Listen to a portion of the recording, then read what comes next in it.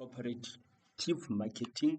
Number one, we have more bargaining power. I guess they have more bargaining power because they, yeah, I guess they get together. That's two or more farmers. They get together. I guess. So imagine 10 farmers. I guess, and when you are just a buyer, then you get there with 15 rand, and you are trying to buy a spinach that costs 20 rand with 15 rand, and you're trying to say, no, I only have 15 rand. So the other one say, we can't take it.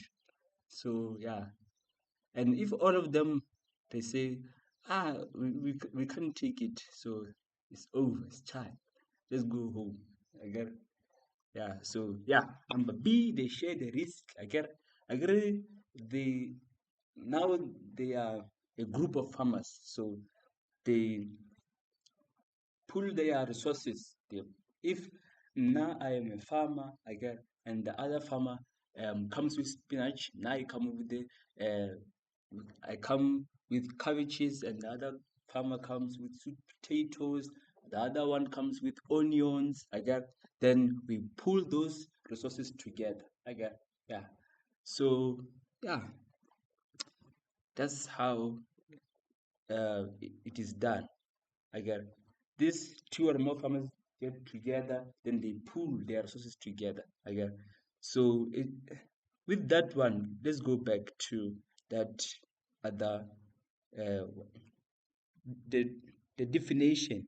I get two or more farmers working together to meet their mutual economic, social and cultural needs. These farmers, they pool their resources together.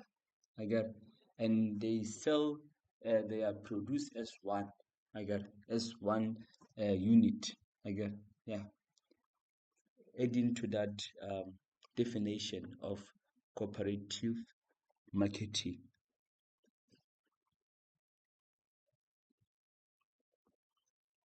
So, number three, they enjoy economies of scale or bulk purchases or sales. Because they can be able to buy bulk, or sell bulk